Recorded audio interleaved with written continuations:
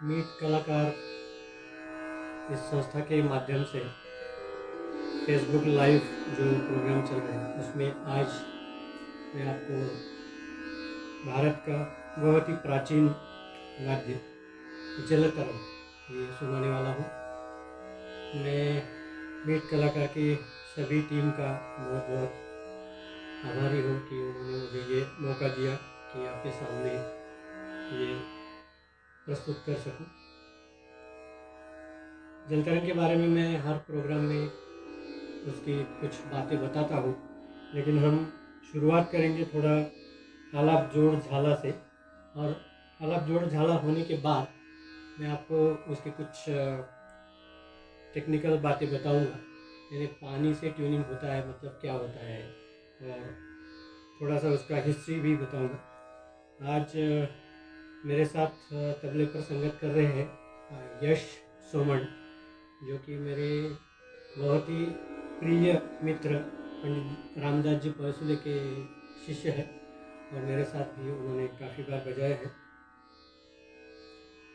आज मेरे साथ तबले पर संगत करने वाले थे गणेश जी तानवड़े, लेकिन उनको कुछ टेक्निकल डिफ़िकल्टी की वजह से वो आ नहीं पा रहे हैं।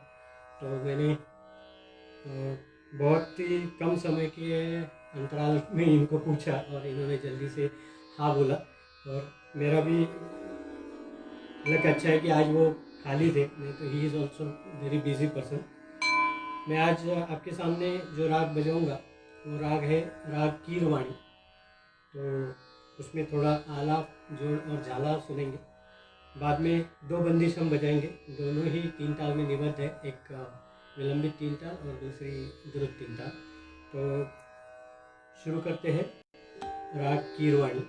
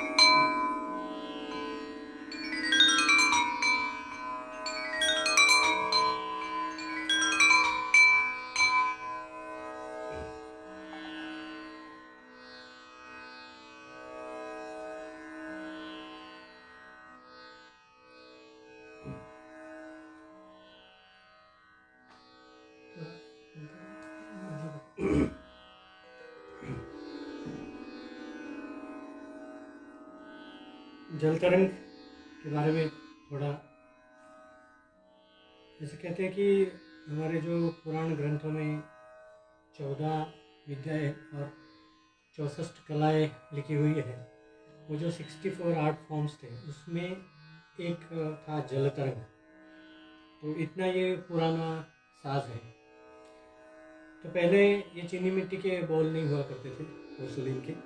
तो जो बजाने वाले कलाकार थे वो मेटल के बॉल्स में बजाते थे, जिसमें कि कॉपर के, जिसको हम कांस्य बोलते हैं, कांसे के यानी ब्रॉन्ज, ये सारे बॉल्स में बजाते थे। और 2 लकड़ी की स्टिक्स हुआ करती थी। 10वीं शताब्दी में ये चीनी मिट्टी का पोर्सिलेन का आविष्कार हुआ।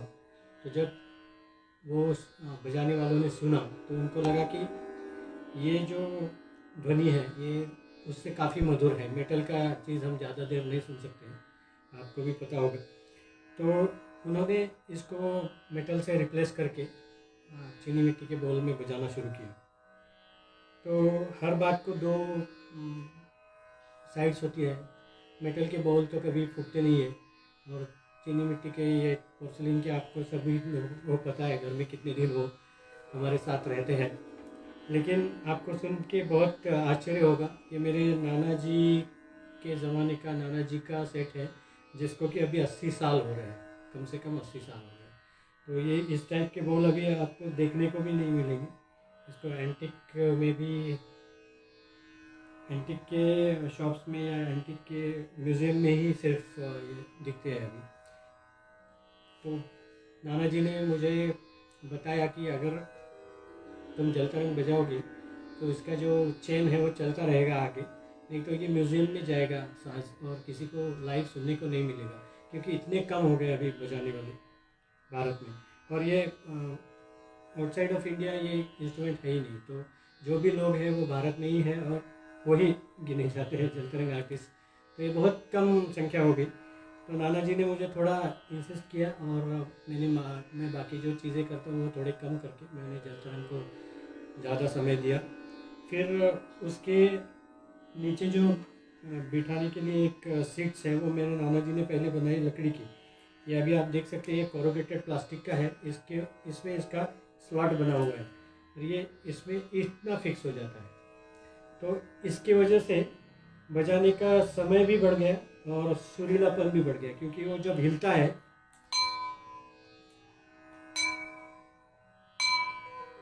ये जितना हिलता रहेगा उतना वो सुर में कम ज़्यादा सुनाई देगा। तो इसकी वजह से स्पीड में बदलाव आ गया। फिर मैंने वो लकड़ी का जब सीट्स थे उसको मैंने कोरुगेटेड प्लास्टिक में बनाया। फिर बजाने के स्टिक्स जो थे वो लकड़ी के थे, तो वो मेरे प्रोग्राम में टूट जाते थे। मैं 2 घंटा 2.5 घंटा लगातार बजाता था।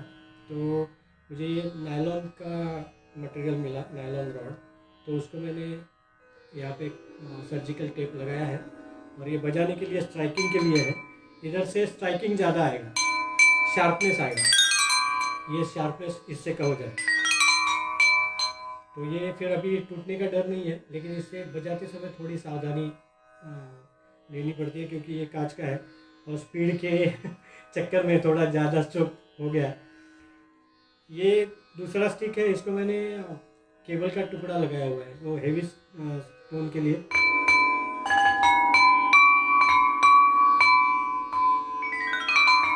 और इसका पीछे का हिस्सा भी हम यूज़ करते हैं, ये 6 mm का है और इसको भी टेप लगाया हुआ है, ये स्पीड के लिए।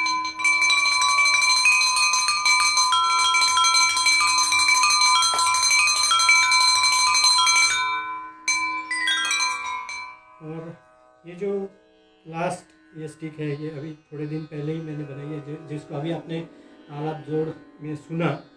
ये जल तरंग में कभी हुआ नहीं था इसके पहले।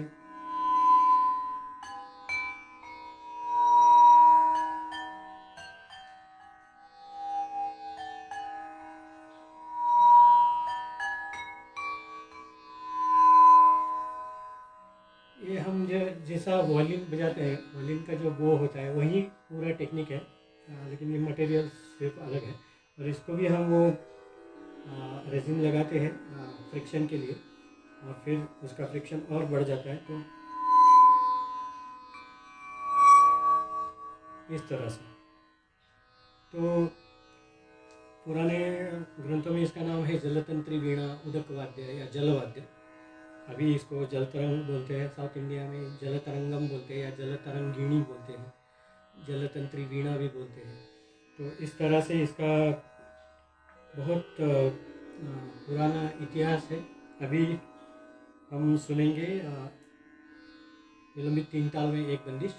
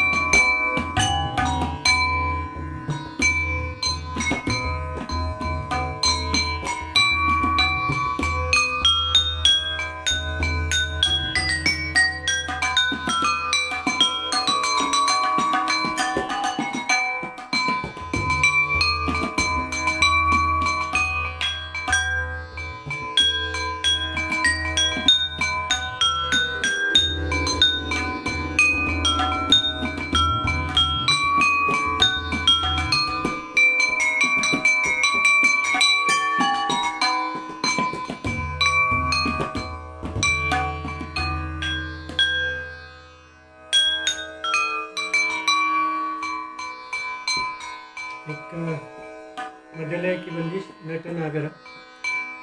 एक बात मैं इस बारे में बोलना भूल गया, जो इसका ट्यूनिंग है, पानी डाल के ट्यूनिंग होता है। मतलब क्या, जितना हम पानी इसमें डालेंगे उसका बोल का एक खुद का सुर होता है, उसको हम सिर्फ उतार सकते हैं, चढ़ा नहीं सकते। यानी अगर रे का बोल है आपके पास तो रे कोमल, सा और नी शुद्ध तक। अभी ये मेरा शुद्ध रे है, इसमें हम पानी डाल के उसको कोमल रे बनाते हैं।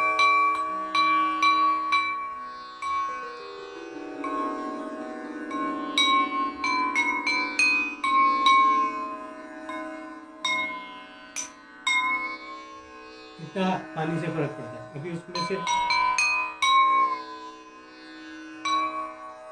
फिर से शुद्ध रे हो गए। और इसका कोई पानी का नाप नहीं होता कि इतना ml पानी डालने से इतना सुर में चेंज होगा, क्योंकि हर बाउल का पानी का कैपेसिटी अलग है और फिर ट्यून होने का कैपेसिटी भी उससे चेंज होता है।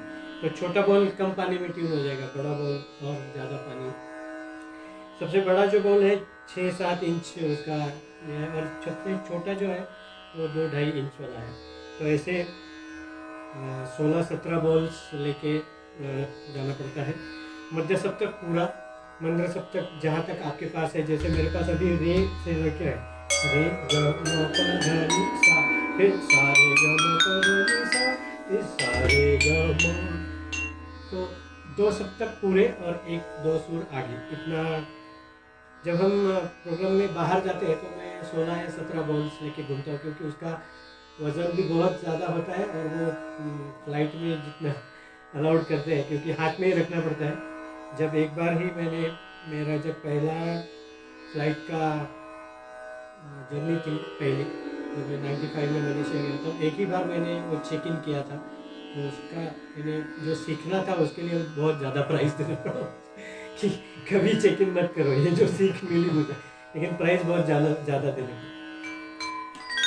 तो एक बार फिर से मैं मीट कलाकार टीम, सारे प्रिया जी, रिचा जी, सभी का बहुत बहुत धन्यवाद देता हूँ। हमारे मित्र यश जी, वो भी एकदम शॉर्ट नोटिस पे यहाँ आए, और जो ये कैमरा हैंडल कर रहे हैं वो कैमरे के पीछे है, वो मेरे मित्र भी है, शिष्य भी है, Aditya Gopte, flute player from Nagpur. इनका भी बहुत बहुत धन्यवाद। अभी एक मध्यलय की बंदिश है और फिर थोड़ा 5-7 मिनट जुट लें।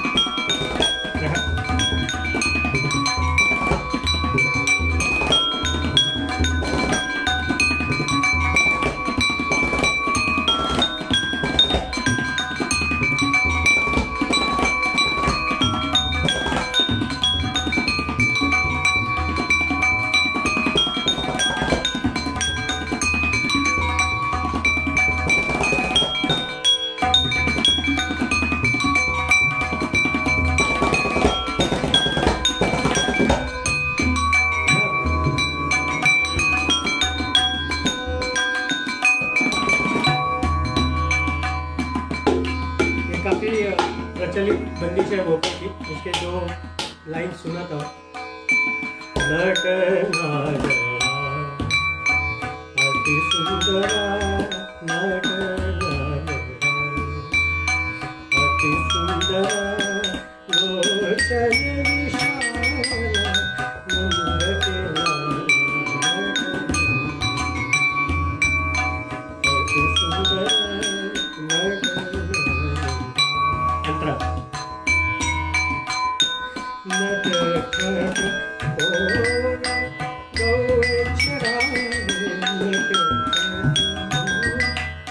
कृष्ण भगवान के बाल लीलाओं का वर्णन।